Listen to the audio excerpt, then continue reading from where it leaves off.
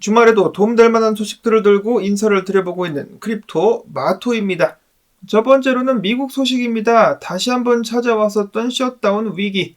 이번에는 위기라고 볼 것도 없이 바로 임시 예산안이 통과가 되는데요. 문제는 마찬가지로 이번에도 임시 예산안이라는 것입니다. 내년 초까지 여야가 합의를 이루지 못한다면 다시 한번 셧다운 위기가 도래하게 된다. 거의 말장난 수준인 것 같은데요.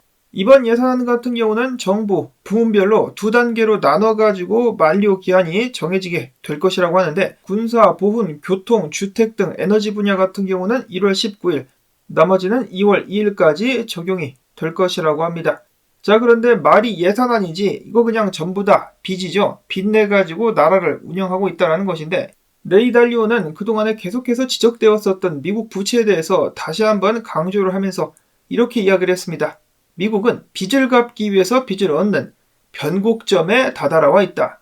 외국 투자자들이 해당 미국이 부채를 어떻게 관리하는지, 여기에 대해서 어떻게 반응을 하는지 그것을 지켜보는 것이 중요하다라고 이야기를 했습니다.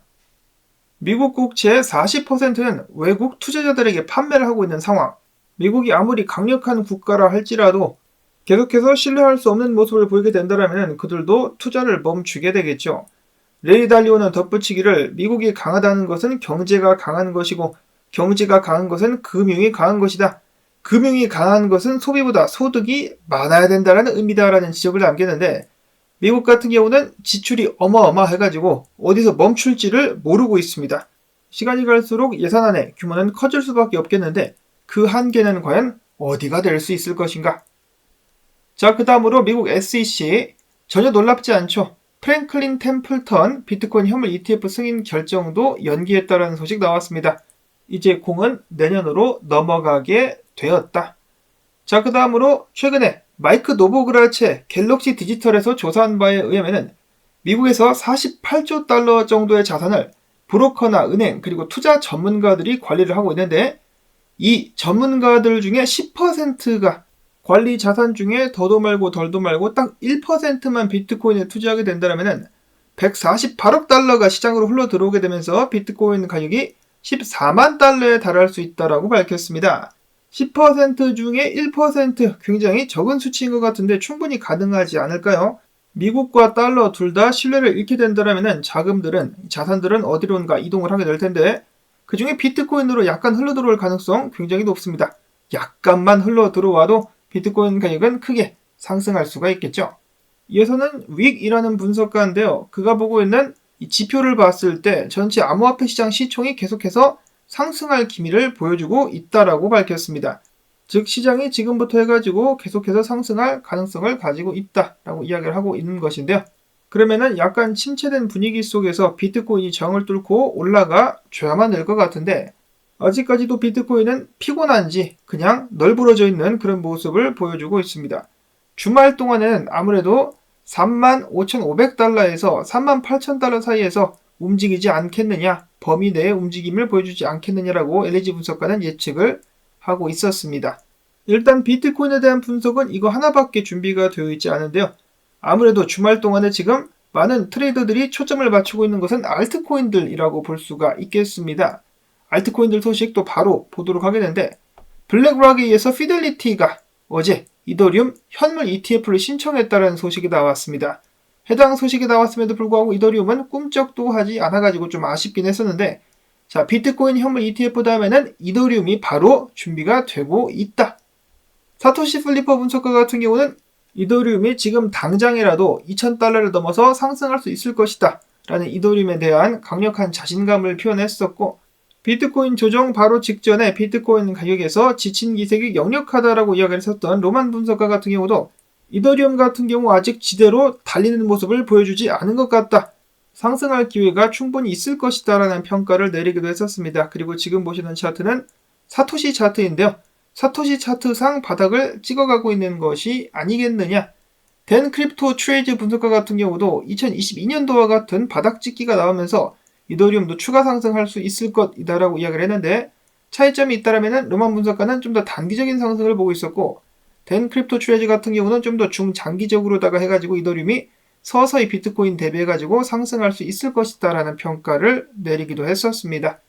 이번 상승장에서 아직까지는 화끈한 모습을 보여주지 못한 이더리움. 이대로 끝날 리가 없다. 많은 사람들이 아직도 큰 기대를 걸어주고 있습니다. 자, 그 다음에는 체인링크. 마찬가지로 사토시 플리퍼 분석가. 체인링크도 지금부터 좀 상승할 수 있지 않겠느냐. 최근 하락이 저점 자리가 될 수 있다라는 분석을 남겼었고, 자, 그 다음으로는 인터넷 컴퓨터. 크립토 블렛 분석가는 이런 식으로다가 인터넷 컴퓨터가 상승할 수 있다라고 보고 있었습니다. 지금 주말 들어가지고 반등하고 있는 알트코인들을 하나둘씩 보여지고 있는데, 일단 비트코인이 약간 잠잠하기 때문에 이런 모습을 보여줄 수 있는 것이죠. 만약에 비트코인 다시 한번 쏟아낸다 그러면은 알트코인들 무너지게 될 수가 있겠습니다. 반대로 비트코인이 잠잠하거나 힘을 좀 내준다라면은 상승할 수도 있겠죠. 아발란체 같은 경우도 비트코인이 토악질을 멈추자마자 바로 반등하기 시작하면서 22달러 선을 넘었습니다. 다음 목표가는 범위대의 상승점이라고 볼 수 있는 24달러 정도가 될 수 있지 않을까라는 분석이 나와 있었고, 자, 그 다음으로는 파일코인입니다. 파일코인도 이제 막 시작이다. 이런 식으로다가 파일코인도 상승할 수 있을 것이다 라는 긍정적인 분석. 이어서는 최근에 엄청난 상승을 보여줬었던 DYDX 역시 이제 시작이다. 최근에 저항을 넘었기 때문에 안착하게 된다라면은 추가적인 상승 나올 수 있다라는 기대감 부풀고 있었고요. 그 다음에 AI 코인. 오늘 랜드 토큰을 대장으로 해가지고 많은 AI 코인들이 상승세를 보이고 있는 가운데 패치 AI 같은 경우도 지속적으로 상승할 가능성이 높기 때문에 떨어질 때마다 줍줍을 하면 된다라고 말 분석가는 이야기를 하기도 했었습니다. 자, 반면에 몇몇의 알트들은 어제 오늘 반등을 이어가고 있으나 다른 몇몇의 알트코인들은 힘든 시간을 겪고 있습니다. 첫 번째로는 월드코인. 사람들의 생체 정보를 수집한다라고 해가지고 비난을 받았었던 월드코인.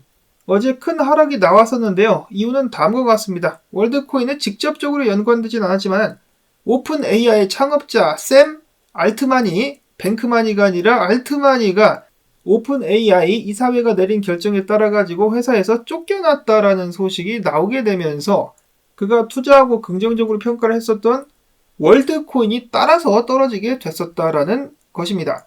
어째서 이사회가 이런 결정을 내렸는가에 대해서 아직까지는 구체적으로 밝혀진 바가 없습니다만은 샘 알트만이 떠나자 공동 창립자였었던 그렉 브록먼도 함께 떠난다라고 밝혔습니다. 그 둘은 8년 전 아파트에서 오픈 AI를 시작했었다라고 하는데요. 정말 대단한 성공 신화를 썼다라는 생각이 듭니다. 다음으로 해서는 도지코인. 최근에 라이트코인과 함께 거래량 증가로 가격 상승에 대한 기대감이 나왔었는데요.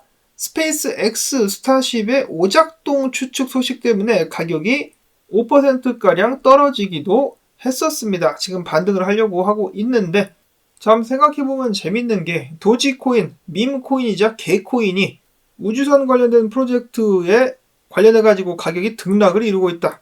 예를 들어 또 다른 개코인들인 시바나 플로키 같은 경우는 이 자체 프로젝트의 성공 여부에 따라 가지고 혹은 발전 여부에 따라 가지고 가격이 움직이는데 도지코인은 자체 프로젝트 개발이나 그런 것에 대한 업데이트는 거의 없단 말이죠.